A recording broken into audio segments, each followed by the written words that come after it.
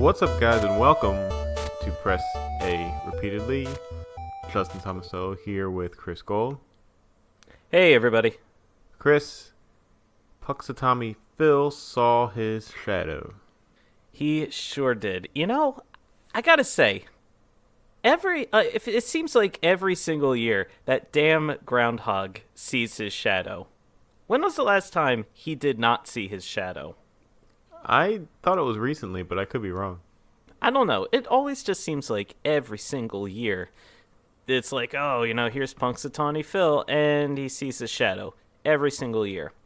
I think he's in on it. I think he knows what we use him for, and I think he hates that we all hover around his house at the crack of dawn, and then when he comes outside, they grab him and they hold him out, they take pictures. He hates all of it. So he purposely makes sure he sees his shadow just to make everyone a little bit miserable that day. As miserable as he is for waking up so early.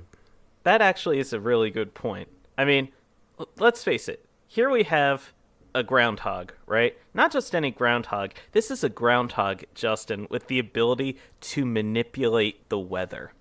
This is a power that human beings have wanted to harness for centuries upon centuries, and this little groundhog was given the gift.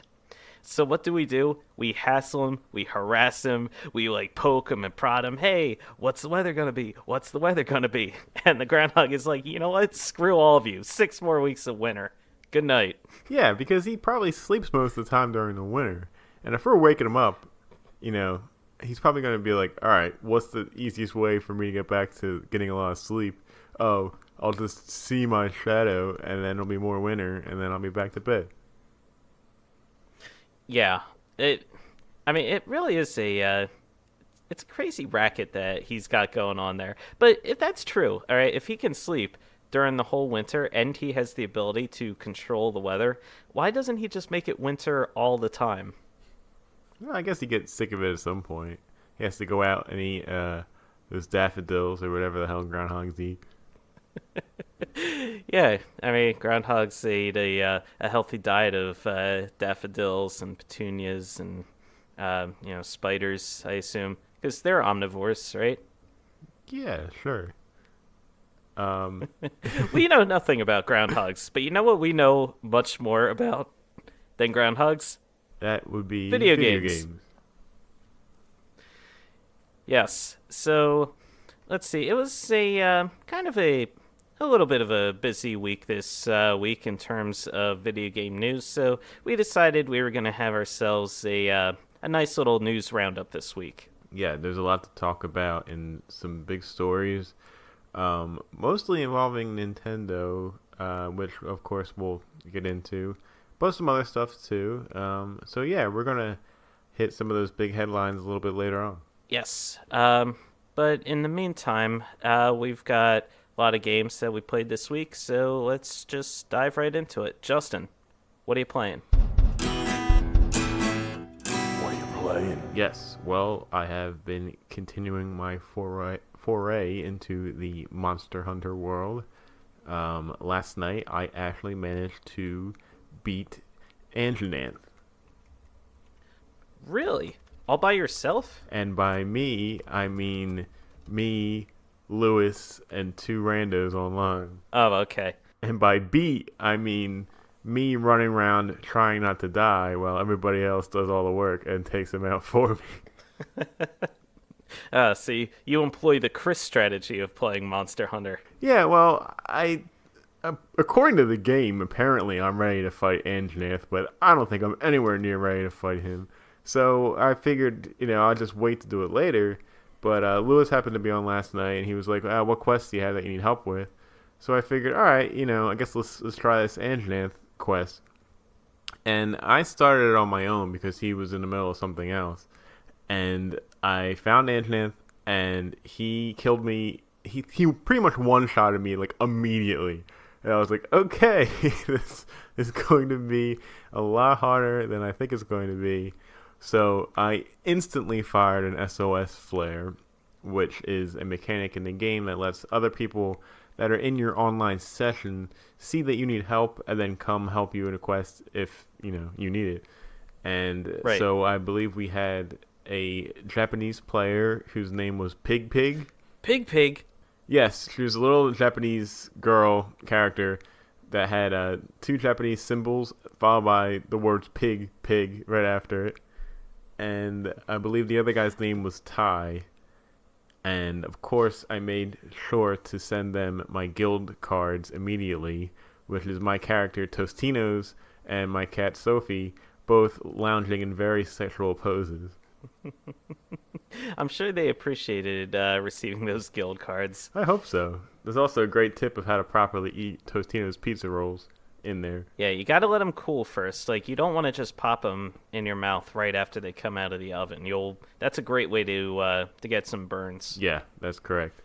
So yeah, I died once by myself, and then once the other players joined, I guess the quest became a multiplayer quest, which means a lot more power and a lot more HP for the monster.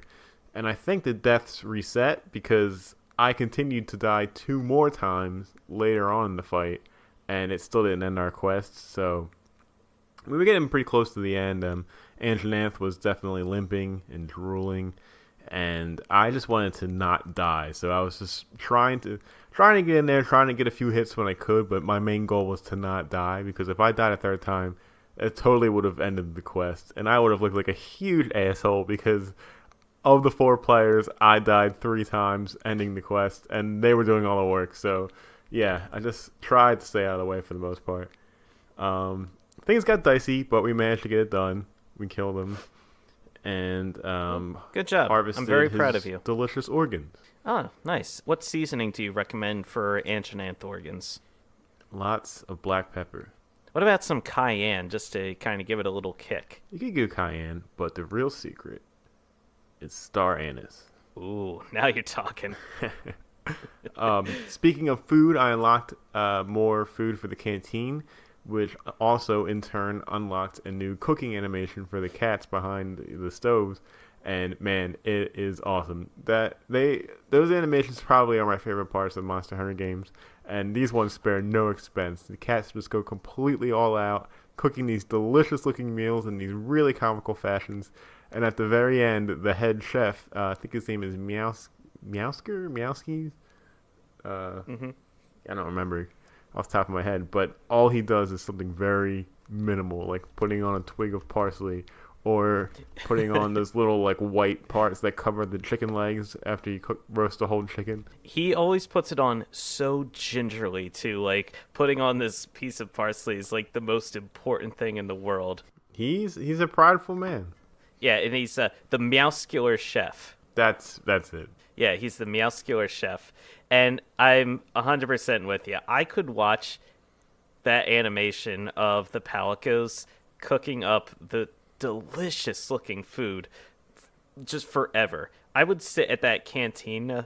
I would sit at that canteen for hours just eating their food, just watching them make it. Like, it's hypnotizing. Yeah, it definitely is. Real life cats should cook. As well as the cats in Monster Hunter World. Yeah, if we can get a groundhog to predict the weather, why can't we get a cat to make us a steak?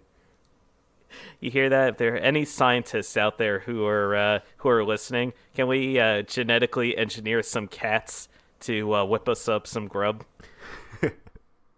Yeah, I'm pretty sure that'll happen soon. Yeah, well, let's hope. Yeah, the ethics and natural order be damned. So Monster Hunter wasn't the only huge release that came out this past week. Another one of my most anticipated games from a prior episode of this year came out this week, and that was Lost Sphere, the RPG for Nintendo Switch. Oh, nice. Actually, I think that's on all consoles, but it is definitely also on Nintendo Switch. It is by Tokyo RPG Factory, the same makers of I Am Setsuna, and I couldn't wait to get this game. I picked it up this morning, and I have not had a chance to play it yet. Well, that's okay. I mean, there's going to be plenty of time to pick it up and play it this upcoming week. So, I mean, at least you got it. Yeah. I still have to pick up one of my most anticipated games, Dragon Ball Fighters. Yeah. So, I mean, at least you got yours. Yeah, hopefully when you pick that up, we can play that together. Yeah, that would be awesome. Just need my tax refund. Oh yeah. What else you got? Um, Aside from that, that's pretty much it for me this week. I played a little bit more of some Super Mario Maker levels. Butch found this one where it, there's like these four separate rooms where you have a locked door and a Yoshi, and the only way to get the key to the locked door is to figure out how to kill the Yoshi in the room. Oh my god. Yeah, it sounds pretty brutal, but the idea is like there are like these small, tiny holes in the ground that maybe you have to drop him in a certain way, or like kind of crush him with some sort of weird like block glitch kind of thing. It was actually really creative. It wasn't like one of those crazy ridiculous levels. Butch was playing expert mode. He came across it. He started, and then he let me give it a try because he loved it so much. And the best part is at the end of that level, the fourth and final time that you kill Yoshi, well, you think you kill Yoshi because he falls off the screen, but he falls into one of those giant floating clown cars that Bowser always flies around in Super Mario World. Uh-huh. And then he comes up from the ground and he hits these blocks that shoot these fireballs at you. So it's like Yoshi's revenge. Nice. Yeah, so that was a pretty cool level. Yeah, for all you put poor Yoshi through in that level, yeah, that's the least that can happen is him getting a little revenge on you. Hey, it wasn't by choice, okay? That was the way the level was designed. That was only... You could have walked away. You could have walked away. You didn't have to beat that level. Hey, listen. Sometimes, okay, people that help you need to die. For you to continue on. Jot that one down, kids. Keep it in the back of your minds. Sometimes, if you want to advance in life, you'll have to sacrifice loved ones to make it happen. Yep. That's my words of wisdom for the day. The more you know. But yeah, that's it for me this week. Not a lot. So Chris, what about you? What have you been playing? Well, I too have been playing a bit of Monster Hunter World. I not as much as I would have liked to have played this week. Just dabbling here and there. I've gotten myself up to the point where before some of the earlier monsters in the game, like the Great Jagras and the Kulu Yaku, they are really tough when you first start out, and especially me. Again, this is my very first Monster Hunter World. Right. It's my very first game. So at first they were a challenge, but now I've gotten to the point where I know their patterns and I understand like how the character controls and what the weapons do, to the point where I can very easily take on each of those monsters solo. So, like, I see a Great Jagras now, and instead of just being like, oh, crap, now I'm like, oh, all right, let me just take him out real quick, and boom, boom, boom, boom, done. Yeah, they become punching bags pretty early on. In fact, there's an event quest where you have to kill 2 Great Jagras in, like, the time allotted, and it actually, you would think it might be a little tough, but they're just pushovers at that point. Especially when you get the improved equipment and, like right now my character is wearing bone armor, fashioned from bones that you find as you're traveling around the world. And my weapons were actually Great Jagras weapons, which were awesome because they were fashioned from parts that I have harvested from previous Great Jagrases. And so I was using these parts to slay even more Great Jagrases, which, man, I can't imagine what a psychological edge that was giving me as I was fighting these things. Maybe that's why they were going down so easily. It is kind of twisted when you think about that stuff. But I don't know what's worse, like using their bones and stuff as a weapon or wearing their bones and skin as armor. Yeah, man, if something like came at me wearing a Chris skull, I would be freaked out. I would be like, "Oh God, it's like looking in a mirror." Yeah, I would lose that fight 10 out of 10 times. But yeah, getting getting to the point where I'm trying. I kind of want to advance more in the storyline, but I just really like futzing around. I just like going around the world and exploring and like trying to take out different things here and there and explore. Um, I've I was playing a little ballsy when I had my session this week. I was trying to actively hunt down a Rathalos, which Wow. if you don't know, it's a giant dragon. He's If the you've king never of the played the game, skies, man. yeah, he's the king of the skies. So yeah, there was a Rathalos, and he was in the area, and I thought, you know what, I'ma hunt him. So I did my best to hunt him, and try to get close to him, but I never actually wound up getting to him or actually engaging in a fight with him. Yeah. So yeah, it is what it is. I'll eventually get to him at some point, and I'm sure I'll get my ass kicked. But it's worth it just to see how I do. Yeah, absolutely. Let me see. I also played a little bit more of Celeste. Oh yeah, how are you doing in that? What's your progress been? Progress is good. I beat Chapter 3 finally. Progressed a little bit into Chapter 4. Chapter 3. Uh, Man, I don't know if it was just a difficulty spike or if I was just having personal trouble with the level. Uh, in the game, you get a death counter for every chapter that you're playing. Chapter 1, I died 69 times.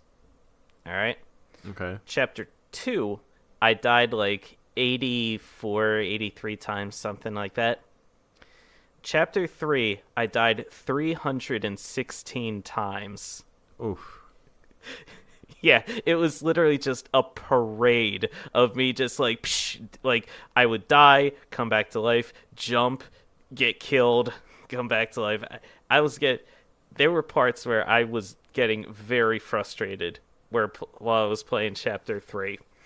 Especially because, like, as I talked about last week, when you're playing Celeste, it's similar to games like Super Meat Boy or Slime Son, where you go to the beginning of the room that you're in. So it's not even necessarily the entire level. So as soon as you clear a room, you're making progress. That's saved, and that's all well and good.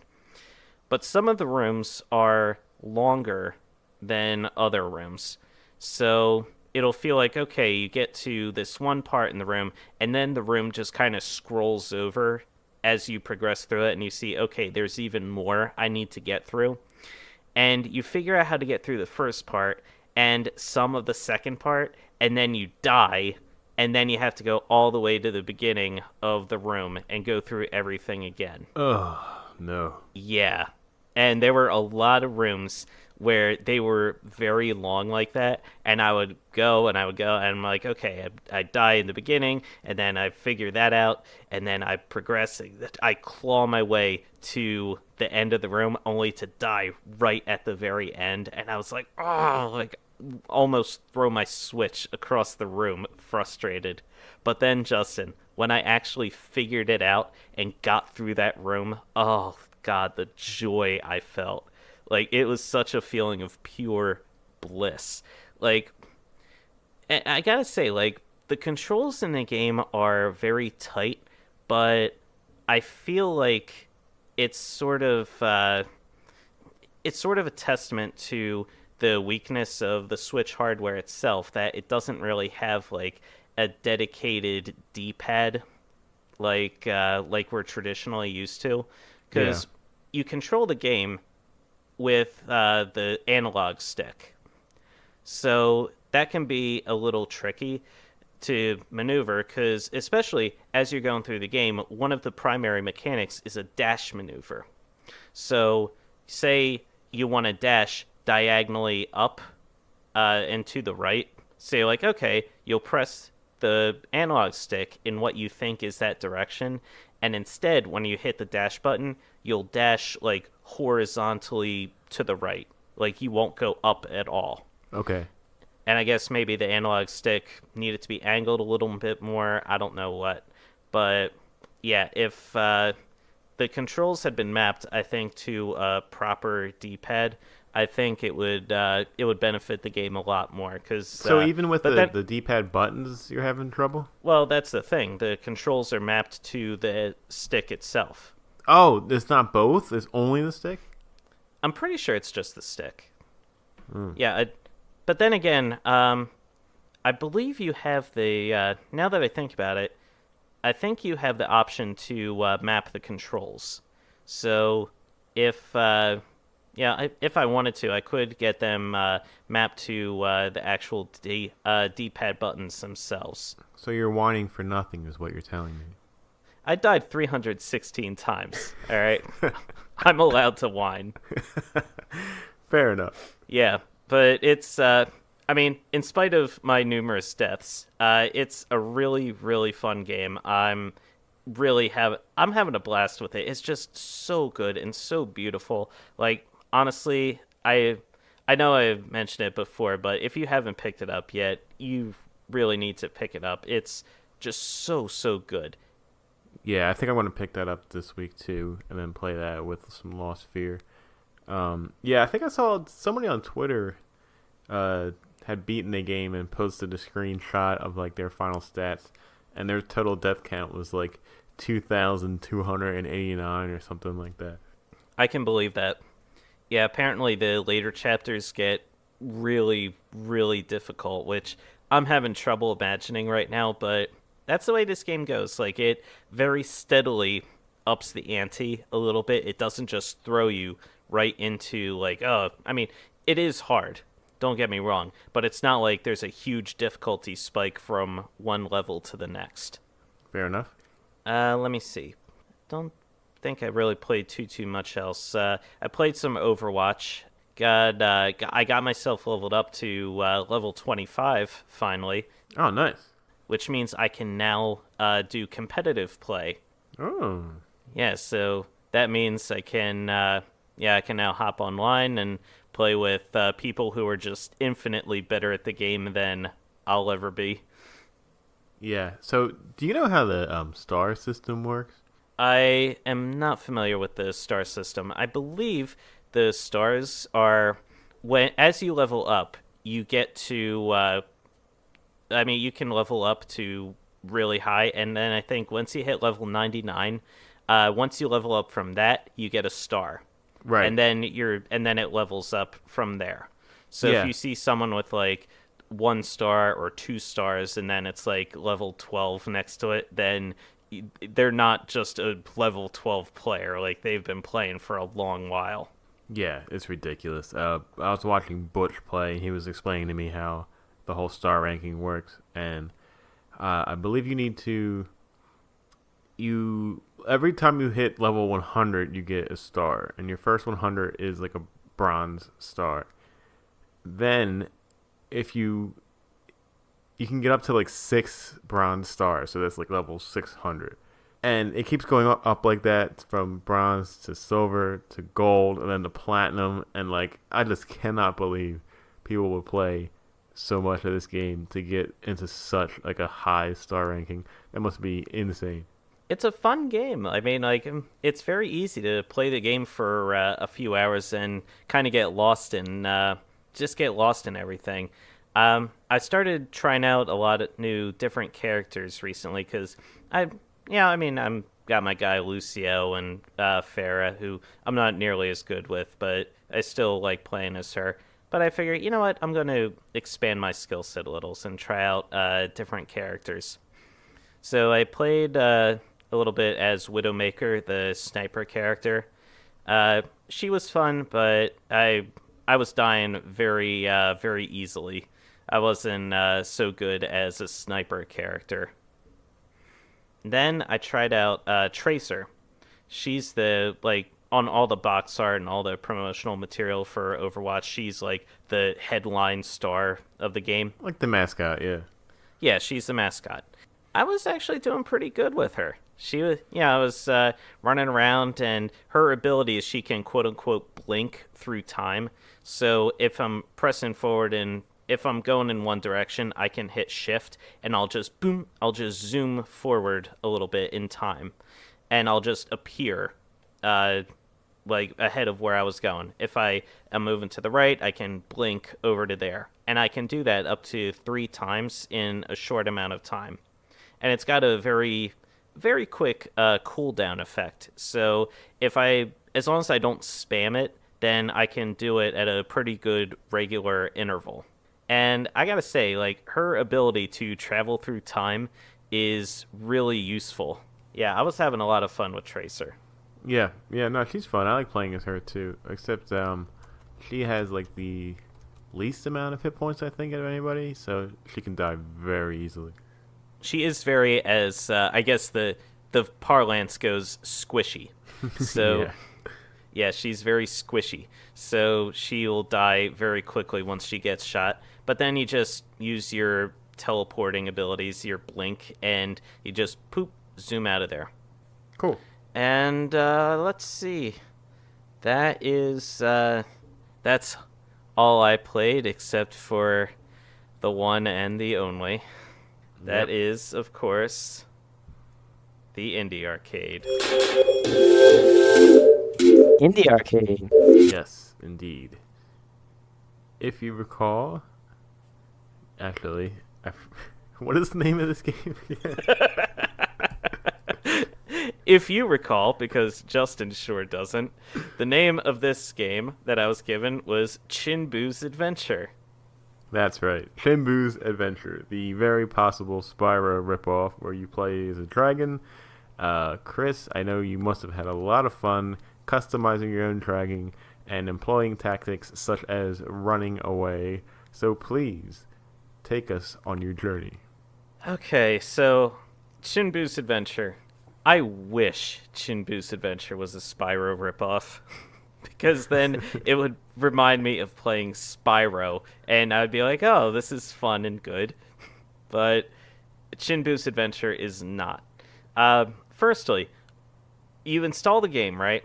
And then I click it to open it up, and then a window popped up. Now, this isn't just like this wasn't just like, oh, a game window where it was talking about Chinbu's Adventure. No. It was like a window that pops up, say, when your system, Justin, says, oh, you need to do like a Windows update. Do you want to install these different updates? Continue. It was similar to that, but it was specifically about Chinbu's Adventure. It was like, oh, what resolution do you want the game to be in? What volume do you want? What different settings do you want? And it was literally just like a plain white window that popped up with very ultra generic, very Windows-y, like, oh, here's what settings I want for the game. Do you want it in English, French, Spanish? I'm like, what is this? So I adjust everything, and I hit OK, and at that point, boom, finally the game launches at that point, and it's like, oh, here's Chinbu's Adventure, and you get the ability to customize your dragon at that point.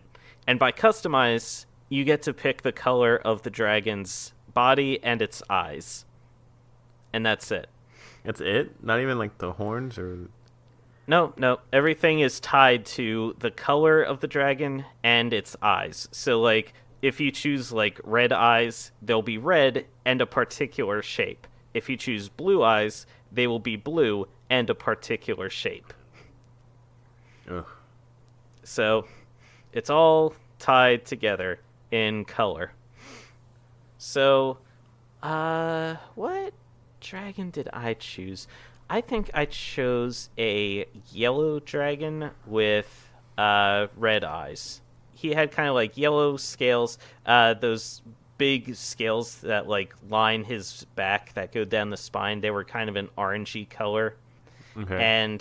And his eyes they looked like evil snake eyes, because they were red and they had like the horizontal pupil No, the vertical pupil is really off-putting, especially for a dragon that was supposed to be so adorable. Well, he's about to get into some serious shit, so he better be in the right mindset. Yeah, exactly.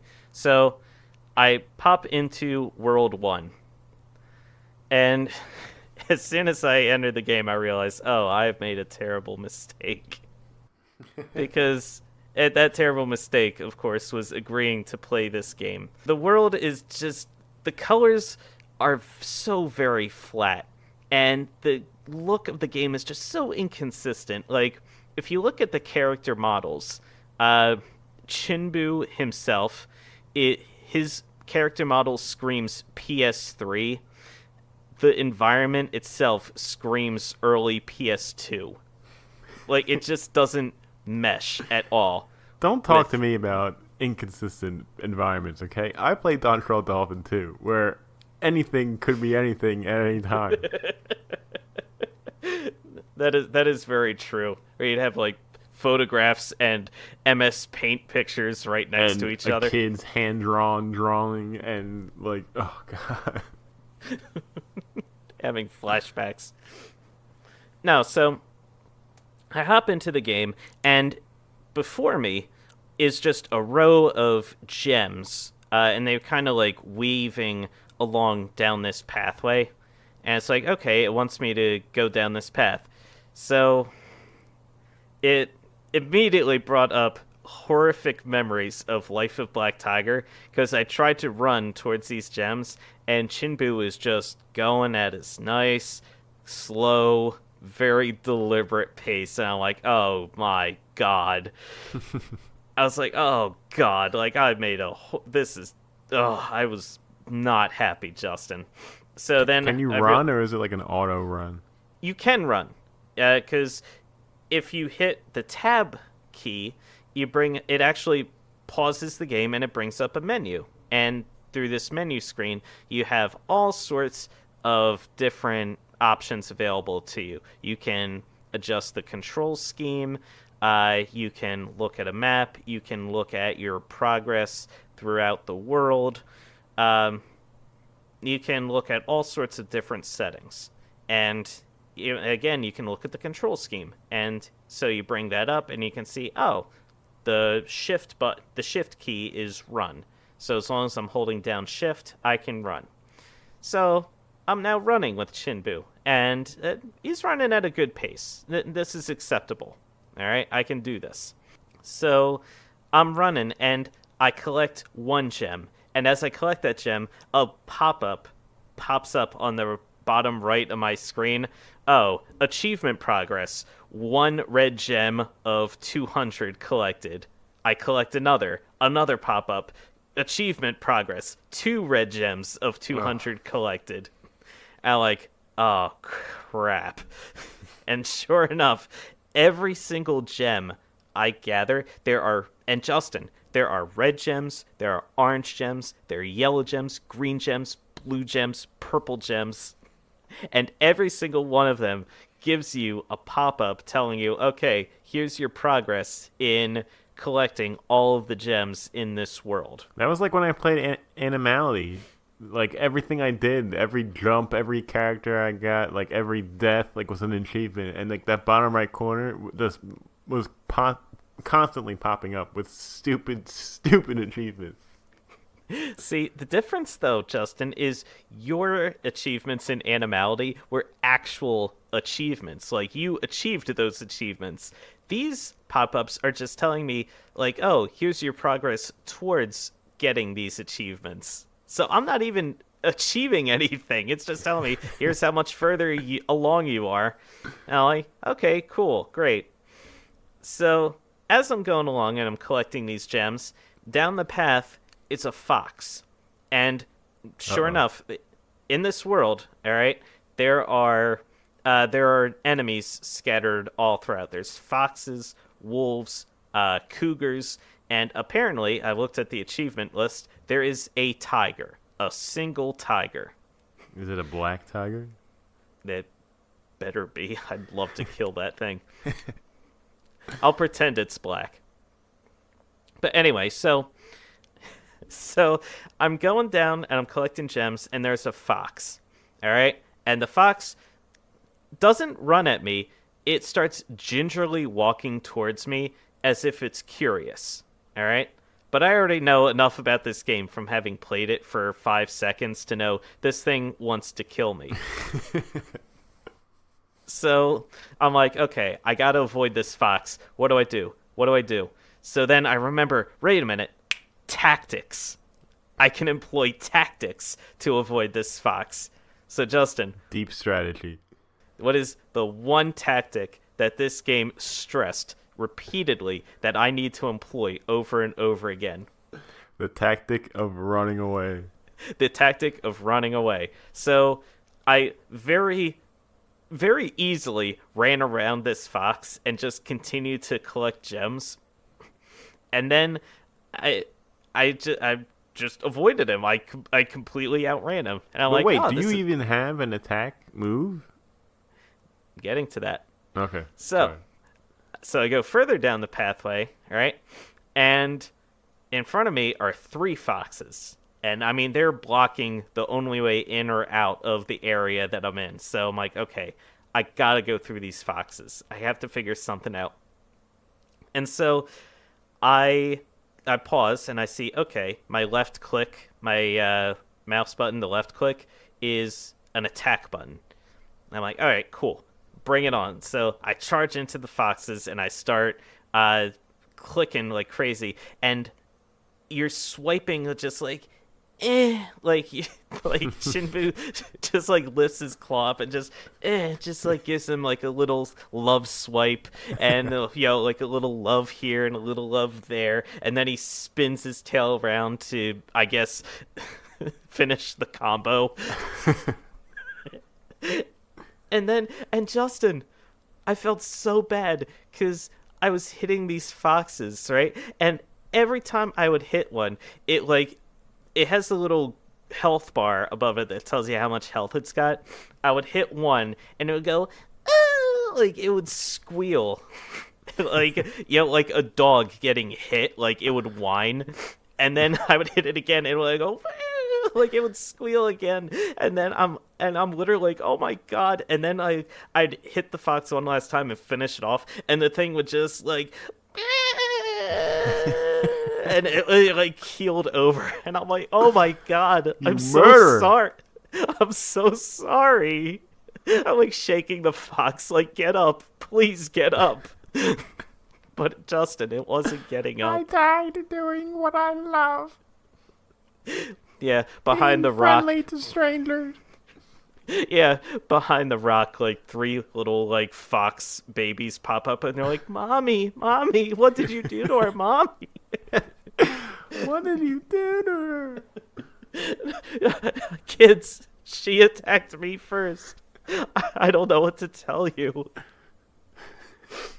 Did they attack you, or did they just like... They attacked me. As soon as you get in sight of wildlife in this game, it wants to kill you. And I imagine that's because you're a dragon and technically an abomination to nature. So they want to try to eliminate you as fast as they can. Alright, so you killed the mother fox, you made orphans of her children, then what? So then I just kept progressing. I mean, there is no story to the game at all, whatsoever. Here's the story. You're in the world, there are gems, things want to kill you, collect the gems without getting killed.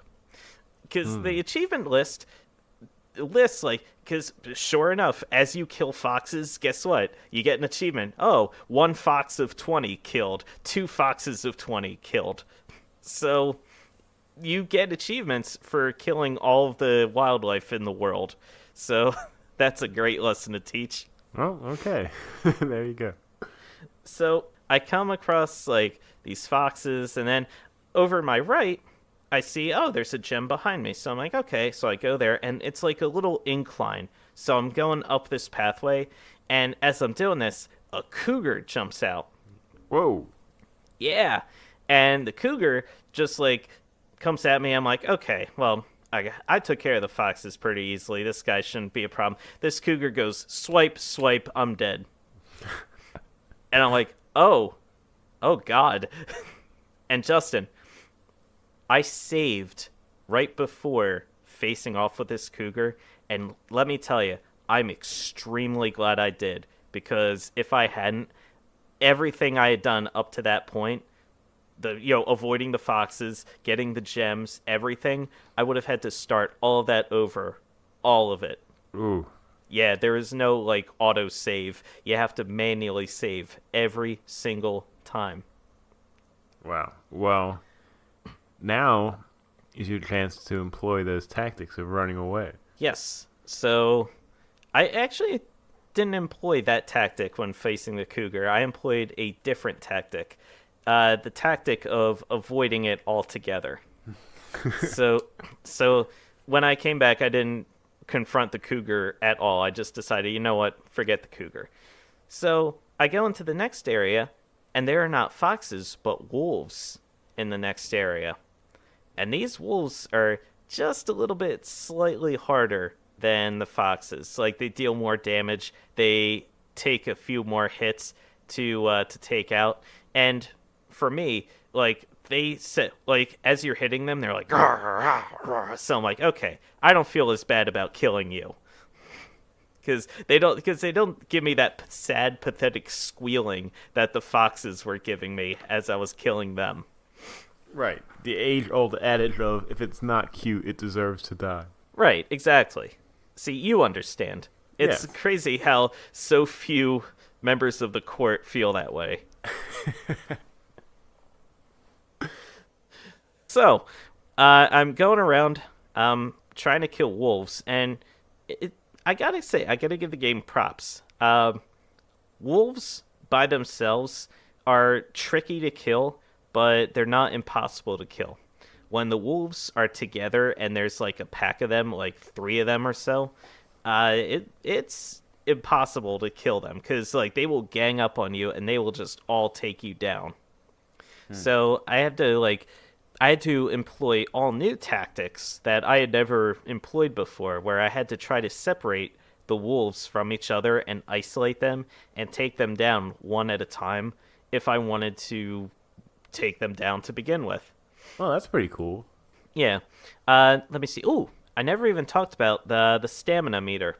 So if I'm running, it's controlled by a stamina meter, and I only get so much. Like I only have so much, so I can only run for short amounts of time, and those wings on Chinbu's back are not just for show. I can fly, but they suck down his stamina like crazy. I'm talking like if you're on a small ledge, right? And the only real way to jump up to the next ledge is to fly up there. So you have to kind of angle the mouse so that you're looking straight up. You hit the button, the button to jump and fly. And if you're at full stamina, say 100, then literally in like 3, 2, 1, all your stamina is completely depleted. Like flying sucks out so much stamina, it's crazy. So if you don't get up on that ledge literally within 2 seconds, you're stuck until you get your stamina boosted all the way up again, which Oh, is just man. which is spent just from standing there and waiting for it to regenerate. That's exhausting. Tell me about it. So the game also has a leveling system where if I kill a number of foxes or a number of wolves, I get experience points. I also get experience points for collecting each of the gems. And once I get enough experience points, I level up, which gives me upgrade points.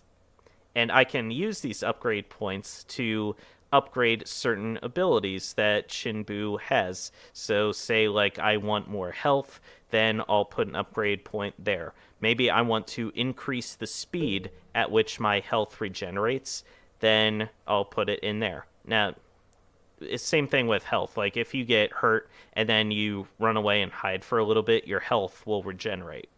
Hmm. So everything regenerates after a while. Um, But yeah, that's let me see. That's really it. I mean, I ran around the world collecting gems. There wasn't really a point to everything. It felt like it was just Chinbu's world, and everything else that was living in it needed to die. So it sounds very generic, very boring. It was super generic, and it was ultra boring. uh, if this was like if I were maybe 5 or 6 and this was the first video game I'd ever played before in my entire life, I would probably think, wow, this is really neat. But given my age and years of experience, I cannot say that Chinbu's Adventure was what I would necessarily call a good time or worth giving your time or attention to. But for what it is, I mean, it's fine.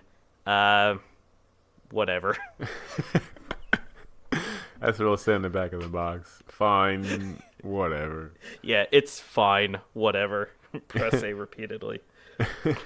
Well, thanks for actually sitting down and giving it a fair shot and being a good sport about it. No, I mean, like, there were times where I was playing the game and I thought to myself, this isn't so bad. Like, it certainly wasn't great. It certainly wasn't a good time, but it wasn't a god awful, like, claw my eyes out experience like Life of Black Tiger was.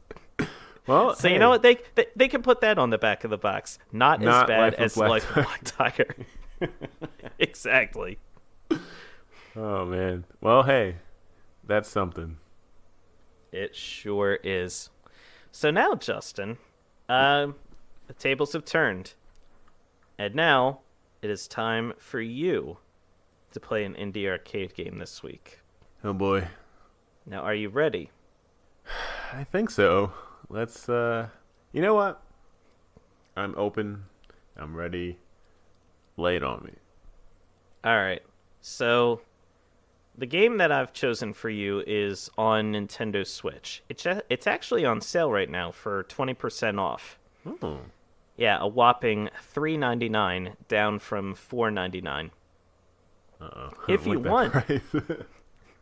If you want, it's actually a multiplayer game. So you can get Butch to play with you, or I'll even play with you if you want. Yeah, which we should be doing now that we're living a lot closer to each other. That is very true. And this, it could be interesting to see what exactly this game entails. Justin, your indie arcade game this week is Astro Bears Party. Oh, God. I almost gave you this one week. A competitive party game featuring bears in spacesuits. Astro Bears Party is an easy-to-learn, hard-to-master game about running around a planet and avoiding each other's magical berry ribbons. Jump and hover over ribbons using a jetpack. Perform dashes to threaten your opponents. Be the last bear standing. 2 to 4 players. Guess what you, me, and Butch are doing later today? Oh my god, this is gonna be fantastic. I think, boy. is this the first time that one of us has given a game to the other that the other one had in mind? I think it is, because I've definitely seen this. I think it was the week I gave you Slime Son, and I was like hovering my cursor over it, and I was like, I can't do that. Well, that works out for me because now it's yours. Oh my god. Yep. You had to be an outer space bear and having a party. Let me see. We Key have features: 4 cute Astro Bears with different play styles. Local multiplayer for 2 to 4 players. Jetfish hunting single player mode. I have no idea what that is. Beautiful high quality 3D graphics. That is a lie. I'm looking at these screenshots. That is a bald-faced lie. Oh, but it has HD rumble support, so that's nice. Yeah, you can choose up to 4 different bears. There's Neil, Igor, Xiao Li, and Bishnu. Neil, that's supposed to be like Neil Armstrong. looking at these bears, yes. So Neil is definitely supposed to be the American bear. Igor is, I guess, the Russian bear. Xiao Li is a panda bear, and of course is the Chinese bear. Mm-hmm. And Bishnu, I'm not sure what Bishnu is supposed to be, but he looks like a complete idiot. Like, one eye is, like, really bug-eyed, and he's got his tongue sticking out. Wow. Whatever nationality he's attempting to represent should be very, very offended by Bishnu. These you're looking at the 4-way split of each one of them, right? Yes, I am. With the statistics next to it? Yeah, they each have different stats. Like, Neil is the most balanced. No, but look at Neil and Xiao Li, okay? Neil is perfectly balanced in the middle. Xiao Li is the same thing, but with better speed and turning. She didn't lose anything for jet capacity or jet regeneration. Why would you not pick Xiao Li? She has the best stats. Yeah, she's OP. The only girl in the pack acts before thinking. I mean, with stats like these, she can act before thinking. Igor, proud husband and father. Yeah, like Neil, likes to eat shit? while swimming. Shelly, the only girl in the pack, acts before thinking. Bishnu, he's a bit crazy, but everyone likes him. Igor, proud husband and father. Like, man, that's what you put when you don't have anything else to say. I actually like the character design, though. I think it's pretty good. It is pretty cool, yeah. Everyone is really unique. Oh my god. All right, I fully accept this experience. However, I am making you play it with me, so I hope Fair you're enough. ready. I am very ready. What do you say we take a quick break? That sounds very nice. Shut up.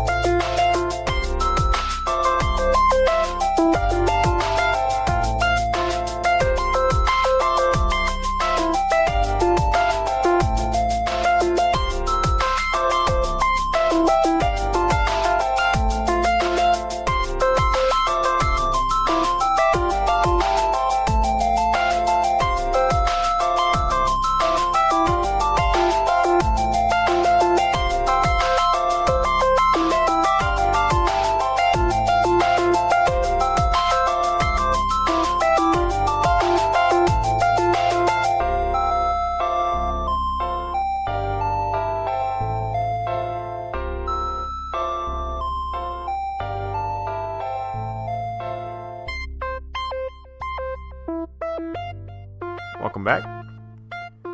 Before Chris and I get into the headlines of the past week, Chris, I gave Super Mario Serial another go this morning. Oh, did you?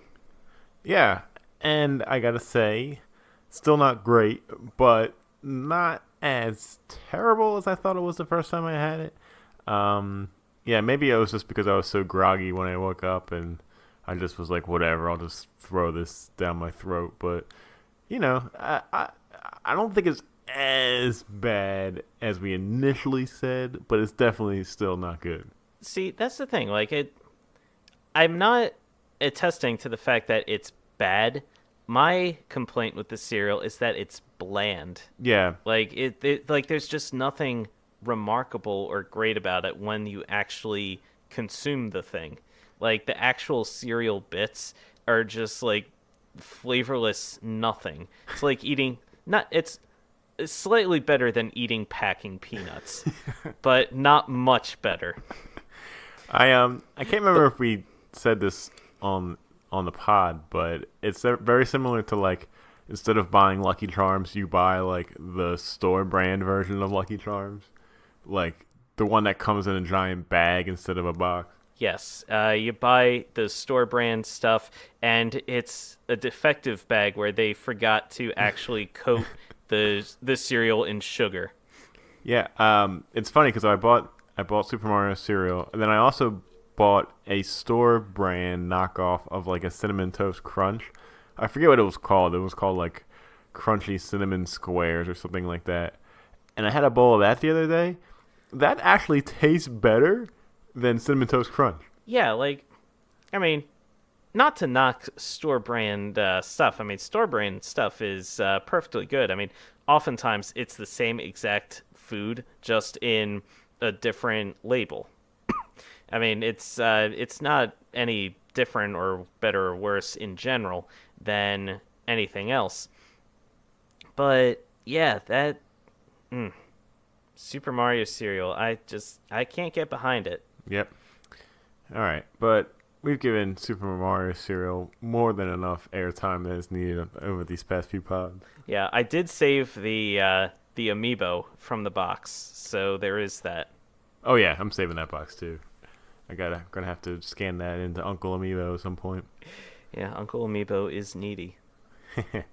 All right, but speaking of Mario, speaking of Nintendo had a huge week this week in the news. So our first few headlines are all Nintendo based.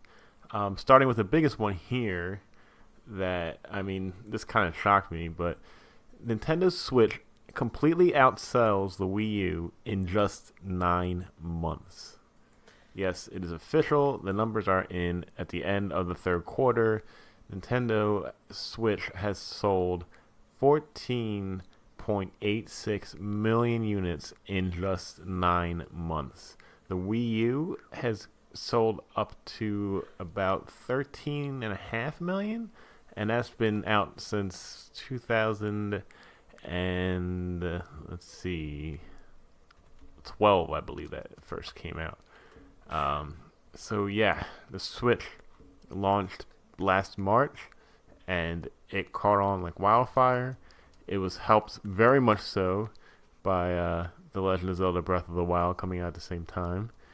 But not just that. Eventually, it was light on content in the beginning, but quite rapidly built up a pretty solid library. And let me read you, Chris, some of these numbers of games on the Switch that have sold, in this past year. Right. Leading the bunch, as we just talked about earlier, a game that came out at the end of October, Super Mario Odyssey sold 9.07 million units. That's incredible. Think about it. It came out at the end of October, all right? So you look at all of November, all of December, all of January. It's 3 months. 3 months plus a few days here and there. And it sold 9 million units. That's crazy. That's insane that any game would sell that much in such a short amount of time. Like, oh man. Now that's crazy, but which of these two other games is crazier? One, the fact that Mario Kart 8 Deluxe, a port of Mario Kart 8, is number 2 most selling Switch game with 7.33 million units sold, or the fact that The Legend of Zelda Breath of the Wild only sold 6.7 million compared to Super Mario Odyssey's 9.07 million. Either one of those is really incredible to me. I guess the one that really stands out is the Mario Kart sales numbers. Especially if you look at when the first Mario Kart 8 came out on the Wii U. What were its sales figure? I think it was... I don't remember where I read how many lifetime sales the Wii U version of Mario Kart 8 had from the time it was launched up through today. I think it was somewhere around maybe... I think it was similar to the number you just quoted, like 6 or 7 million. Yeah, I think it was like half of the Wii U sales, basically. Right. So it had a half attach rate. attach rate, right. And so it was like about that many in the span of a few years since that game came out. This version, the numbers you just quoted, are just for the Switch version. So in just a few short months, the Switch version of Mario Kart 8 is quickly outpacing the original version, which I know you and I have bemoaned before about like you and I each own Wii U's, and a lot of these games that were released on the Wii U initially, they're just being ported to the Switch and they've got new features added in, sure, but they're being charged full price, and we're like, oh, why do we have to pay full price to play these games again on a new system when we had them before? Well, here's your answer. Because Nintendo can charge full price for these ports, and most people just want to gobble it up. They're like, yeah, give me. I'll gladly pay full price for this again. Yeah, and initially I thought that 6.7 million units was a bit low for Breath of the Wild, but that was me forgetting that the game also launched on the Wii U, so a lot of sales went to that as well. So that would explain Super Mario Odyssey's supreme ranking here. Right. But tailoring out the rest of this list, Splatoon 2 sold 4.91 million units. 1-2 Switch sold 1.88 million units. ARMS sold 1.61 million units. And Xenoblade Chronicles 2 just hit the 1 million mark at 1.06 million sold. That's not bad, especially considering that came out the beginning of December. So, yeah, Xenoblade Chronicles 2 has had some pretty good sales numbers, so bravo to them. Splatoon 2, those sales numbers, I think that already eclipses the sales numbers for the original Splatoon on Wii U. So, yeah, they're really picking up steam there. I gotta say, the cash machine is a-flowing over in Nintendo HQ. Yeah, so a great third quarter. Nintendo has increased its hardware sales forecast to 15 million units, up from 14 million for the end of the year. And that's not all for news for Nintendo this week. So, Chris, what do you got?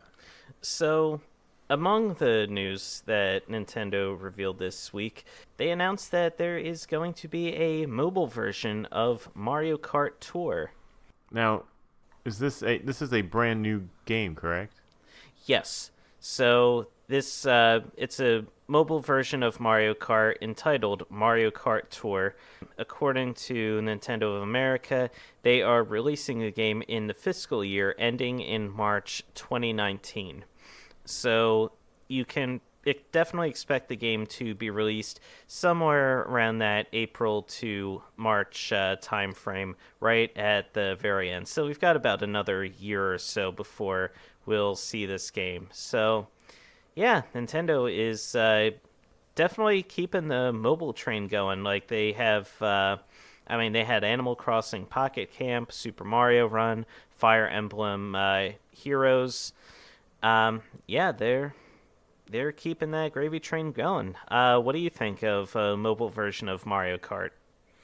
It's interesting because I'm not sure how it's gonna work. Is it gonna have like gyro sensor controlling, or somehow some sort of controller inputs on the screen?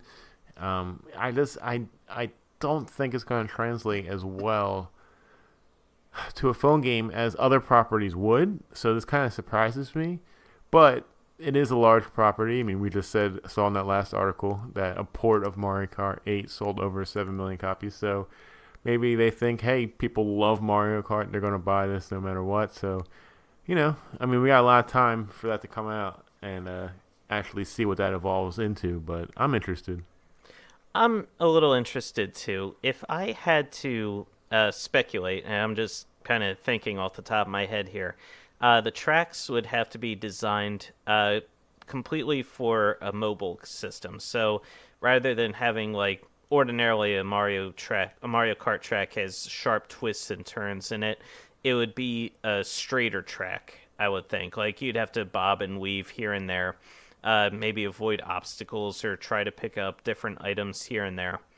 But yeah, I think it would be more gyroscopic where you're holding the the phone and you tilt it to the left, tilt it to the right, and that moves your cart. And there you'll have other racers there that you'll have to try to avoid. Maybe tapping the screen when you have an item will use that item. And so, like, say you have like a green shell, you'd have to like tilt the phone to get in behind to get behind somebody, then tap the screen, and you'll launch the shell right into them. If you have a banana peel, if you touch the screen and hold it, you hold the banana peel behind you, so it like defends you for a bit. And Yeah. this is all just speculative, right? I'm not saying this is how it's going to be. I'm just thinking that if they're going to implement it, this is how I think that they would implement it. Yeah. So it'll. Just spitballing. I just hope I'm good at this version. That's all I'm hoping. I'm legendarily a horrible Mario Kart player. I just don't know why. I can't click with that game. That entire series. It's just something about it. Yeah, you were pretty good at the last one. Yeah, the last one, I guess, but up before then, like still, even when I'm playing against a lot of other people or tough CPU opponents, that that franchise can really take me out. My arch nemesis in any and all video games will forever be Rainbow Road. Any and all versions of Mario Kart. All right, so that was Mario Kart. Justin, what's next? So the third, probably biggest piece of news on the Nintendo front was that they finally gave a release date for Nintendo Switch Online, and apparently Nintendo Switch Online service is launching in September of 2018. Very Now, nice. right, and if you don't remember exactly what Nintendo Switch Online offers, that's totally understandable because they've just really been dragging their feet to the point of where I don't even think people at Nintendo know what Nintendo Switch Online service offers. But they did release a little bit of a statement. They have a nice graphic here on their website that says, this paid service lets Nintendo Switch owners enjoy online multiplayer gaming as well as a dedicated smartphone app that connects to your Nintendo Switch system and helps you connect with friends for online play sessions in compatible games. Check back for more details on the service before the official launch. So they're sticking to their guns here, saying that the service is only going to cost $20 for the entire year, which is a fantastic price compared to what Microsoft and Sony offer. But they still don't really tell us what we're getting with this thing. They still are kind of toting around the idea of a small classic game selection, including Super Mario Bros. 3, Balloon Fight, and Dr. Mario, although these titles could change between now and launch. There's just a lot of variables here. It's nice to have a window, but this is like the third window they've given us. I could totally see this moving again if it has to. I would rather have a more concrete idea of what we were getting instead of an actual release date. It just kind of feels like they're buying some time and trying to figure out exactly what they're trying to offer here. And with how horrible their voice chat system went, with all the Splatoon problems, I'm really not too excited about this thing. The lack of any virtual console announcement is making me think that service is going to be somehow tied into this, perhaps in a streaming way, but maybe they're not sure about that yet either. There's just a lot of questions around this thing, and I'm not sure that this announcement of a possible date of it coming out really answers any of them. Yeah, it doesn't really give us any answers. It just kind of raises more questions, like you said. I'm absolutely with you. There's too much about this system that we don't know about. Like, how is it going to tie Virtual Console into it, if at all? How's it going to work? How stable is it going to be? I mean, for the price point, I mean, it's only $20 for the year, which is really cheap compared to a lot of the other online services out there. But then you get concerned about, do you get what you pay for, you know? Like, there's just so much, like, not even just related to the online services, but to the Switch hardware in general. Like, we still can't like customize our Switch backgrounds, like to have unique like wallpapers on the home screen. We don't have the any music in any area of the system when we navigate to it. We don't even have the ability to like back up cloud saves or back up our accounts off the system in case, God forbid, something happens to the hardware itself. So, I mean, there's still a lot of questions about the Switch in general that definitely concern me. And the online features, how well chat is going to work, all of that is definitely concerning for me. They also don't really have games to use for this thing. You got Splatoon, you got Mario Kart, and you got ARMS.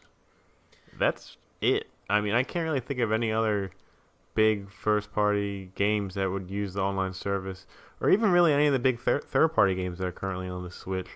And the indie games, I'm not even sure if they're going to benefit from this or they're doing their own separate thing. So, yeah, I don't really know. Really, I'm not really too pumped about online for Nintendo. It's never really been a big thing that they've ever really focused on. They To their detriment. I mean, Oh yeah. yeah, they could have focused on online a long time ago and had a lot of these issues sorted out, but I mean, here we are, unfortunately. They're very adamant about not doing it the way that other companies do it, which is fine, but also don't do it some backward ass way that makes completely no sense either. Right. Sometimes the ways other people have figured it out is the right way to do it. Yeah. So, yeah, we'll see. Yeah. So, not much more to say on that. I wanted to say very quickly, two small headlines I forgot to bring up.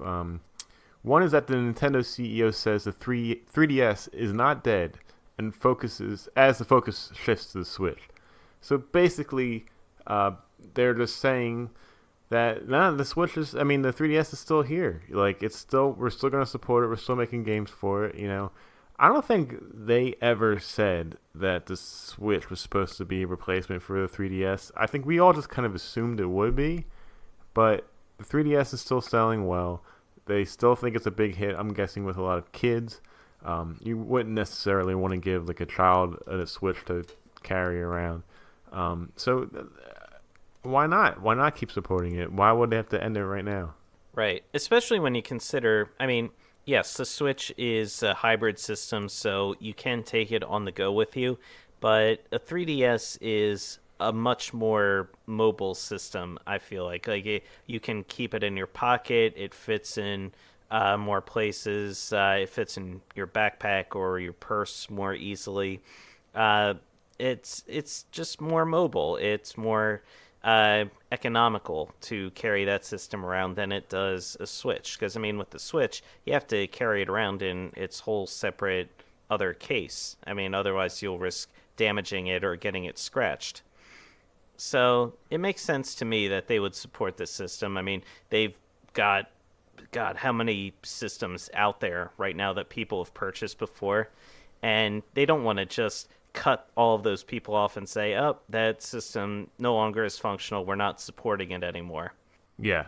And then the other thing I wanted to mention very quickly was that the Wii Shop, eShop channel, is closing down soon, and you can still buy points, but only up until the end of March of this year.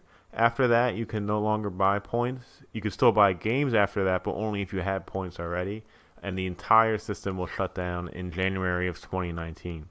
So if there's any games that you've been meaning to get on the Wii eShop, there's a lot of WiiWare on there that you can only get on there.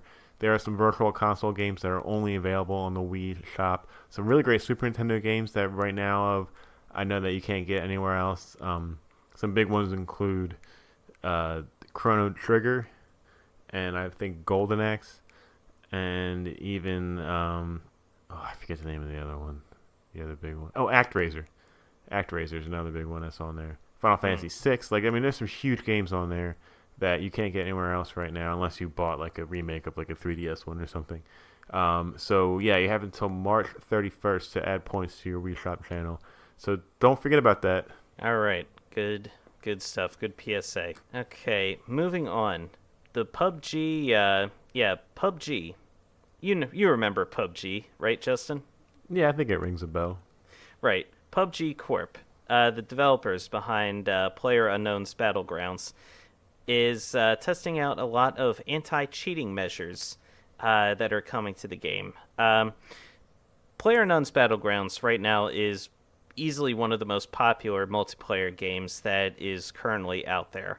Yeah, everywhere you look, people are streaming it, people are playing it, and unfortunately, with all that popularity, people have been cheating in the game rampantly. Like, people have been implementing a lot of hacks and a lot of exploits into the game to give themselves an advantage. They've been using quote-unquote aimbots, where they don't even have to, like, aim for a player. Their gun will just automatically point at a player, and then you can just take them out very quickly. So it's soured a lot of more honest players on the experience. So PUBG Corp has started to implement a lot of new methods to try to tackle this issue. And I'm just going to read from the article itself. This is from Destructoid, written by Peter Glagowski. Firstly, a new in-game reporting function will be added alongside faster review of reported individuals. This should allow the team to more accurately verify if an account is cheating or if network lag is the issue with the faulty death cam. Next, any modification of game files will more than likely result in your game access being blocked. This kind of flies in the face of people who have been removing the Miramar map to counter the lack of a dedicated map selector, but I suppose it makes sense. And now, explaining that, one of the newer maps in PUBG is a desert map, the Miramar map, and it's just not a very good map. A lot of players don't enjoy playing on that map. And when you go into a match of PUBG, the maps are randomly selected for you. You can't decide which map you're going to be going into. So a lot of players have been manually removing the ability to go to that desert map because they just simply don't want to play on that map. Well, now PUBG Corp will look at it and say, oh, if you've altered with the game files at all, then it could result in you being banned from the game completely. This is, like, incredible to me. Like, not only do I not want to play PvP because I'm so bad at them, now I especially don't want to play it because there's going to be aim bots and other cheats going on the entire time. Like, what? Why would I ever play that game? Why would I pay $30 to have a robotic AI just destroy me every 2 seconds? Like, that's ridiculous. Especially for a game that's making this much money. They better figure out how to fix this stuff, like, quick.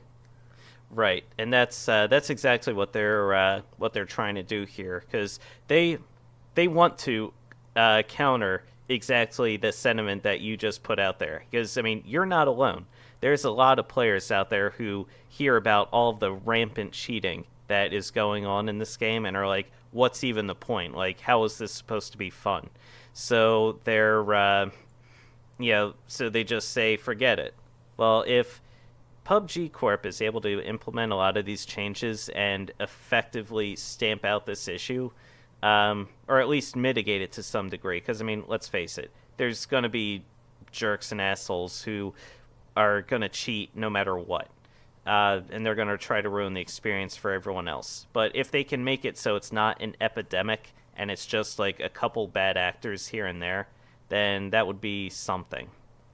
I mean, they also have one more implementation where, let's see, Steam has a family sharing option that grants friends and family access to games on another account.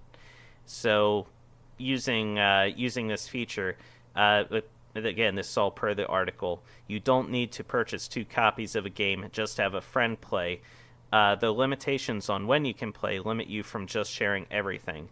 According to PUBG Corp, they've decided to deactivate this feature because we've identified a number of vulnerabilities that are being exploited.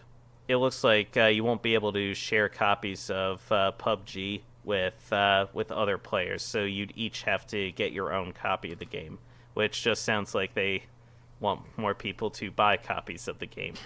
But Ugh.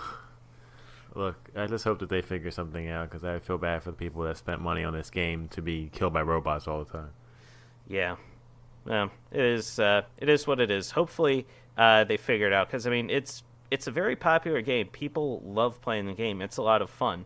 I can say personally that like I have the game. My computer isn't strong enough to actually run the game well at this point, so I don't have a lot of experience playing the game.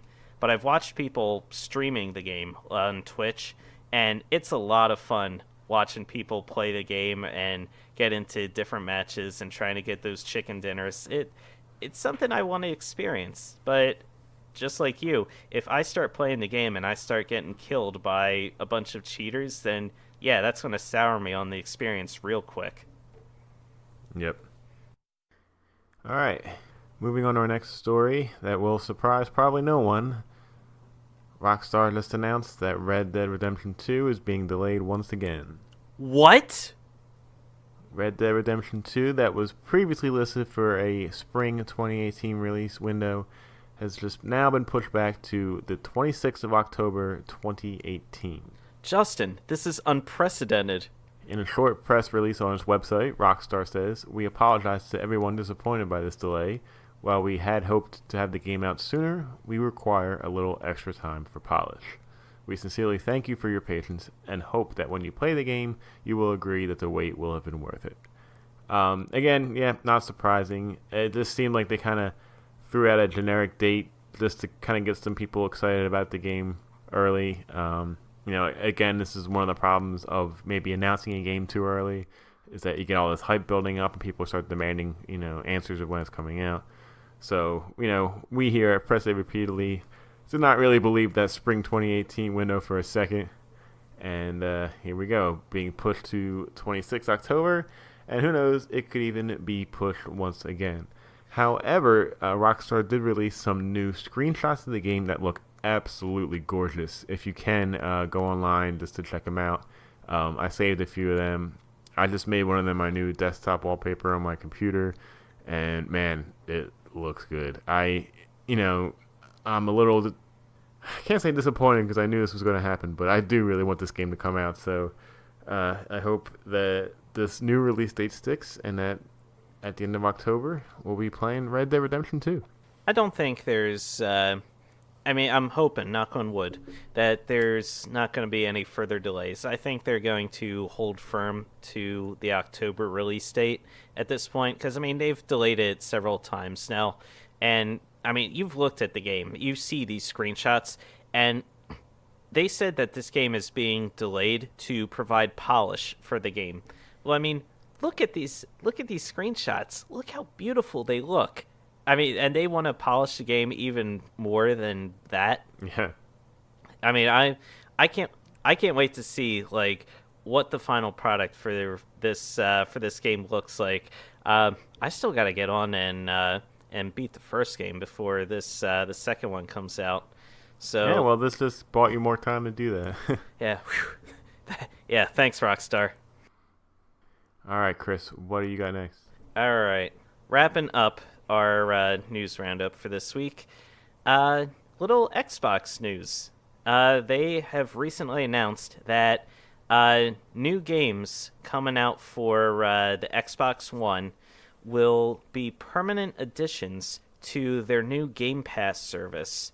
Their Game Pass service, which is a new monthly service that they implemented. It's $9.99 a month. And you get access to over 100 different games, both third party, indie, and now first party. And this includes a lot of new upcoming releases that they're hyping up this year, including Crackdown 3, State of Decay 2, and this excites me personally, Sea of Thieves. So, rather than buying retail versions of each of these games for $59.99, you could play these games for just $9.99 monthly service. we haven't really talked too much about the Xbox Game Pass on our show before, have we? No, we haven't. And this news really surprised me because that means you could get, if you buy this service, like you said, is what, $10 a month, so Right. $120 a year. That's the price of two games, right? $120. You you could get these games as they come out for nothing, basically. And I just feel like they could be losing money in that way because what about all the people that would already have the service and then they would still buy those new games for $60 when they came out anyway? But now they don't have to. They just need to have the service. So, and even that's something that you would pay the service fees monthly, which is $10 a month. Whereas if you bought a $60 game when it came out, that's like a whole bunch of $60 purchases right at one time, rather than a bunch of $10 purchases spread out throughout the year. So I don't know. I'm not really sure how this works in like a business sense for them. Right. I mean, from a consumer's point of view, this sounds awesome. Like, I would happily pay $10 a month just to have access to all these different games for the month. Now, the way it works, though, is these new games like Crackdown, State of Decay, Sea of Thieves, these are permanent additions to the Xbox Game Pass. So they're always going to be there. But the other games, like you'll have access to over 100 different titles. Some of these games, similar to like Netflix or Hulu, some games will drop off the list and others will be added onto the list on a regular rotation basis. So if there are certain games that you want to play in a particular month, then by the end of the month, they may no longer be there. So maybe you're playing that game and you say, oh, this is great, but I want to play it even longer, but it's being dropped for the next month. Maybe I should just cough up the money and buy this particular game at full price. Now, the question that I suppose I would have is how do save files transfer over? Like, if I'm playing a game over the service for 1 month and then say it's dropped out and I decide to purchase a retail version of it, would my save file carry over to this new version of the game, or would I be starting over from scratch? That's a great question, actually.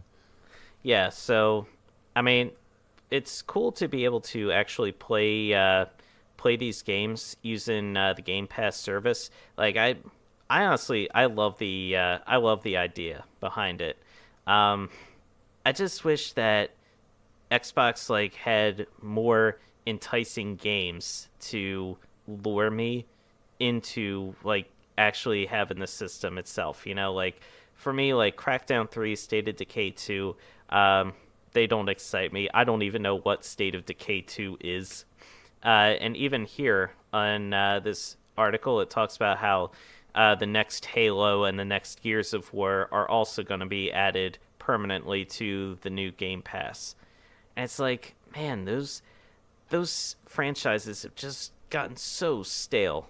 Like, they just don't do anything for me anymore. And Yeah. I'm not alone in that. Like, they need to, like, and that's part of why they implemented this Game Pass in the first place, is they really needed to shake things up and get people talking about the Xbox again. And to me, it's great that they have this Game Pass service, but you need the actual games that are available on the system to get people to sign up for the system.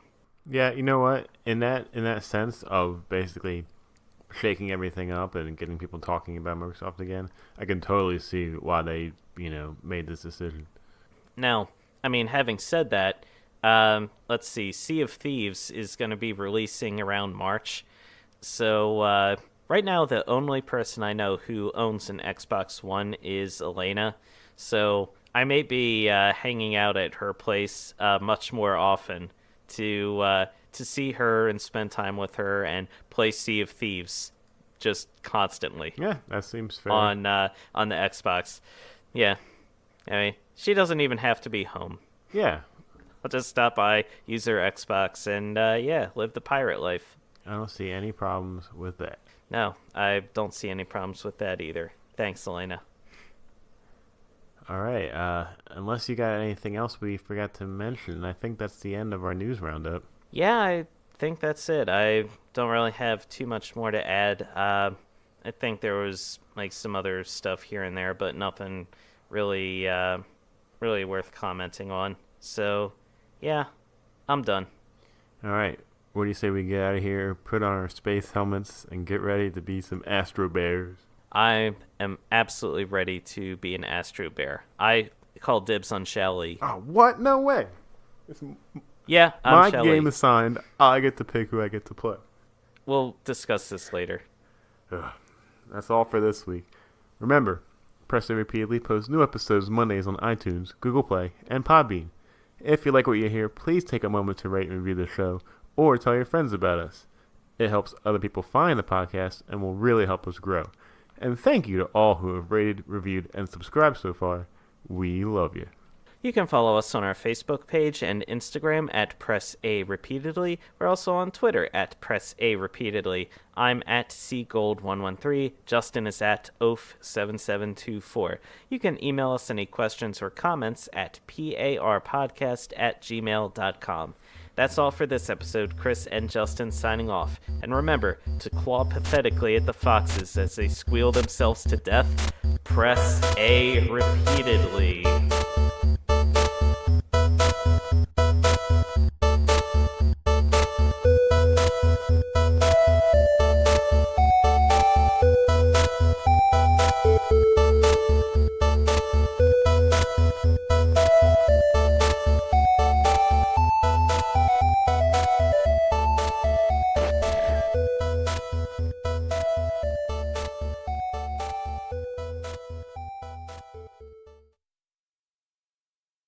How cruel of you. I can't believe I was forced to kill those poor little foxes.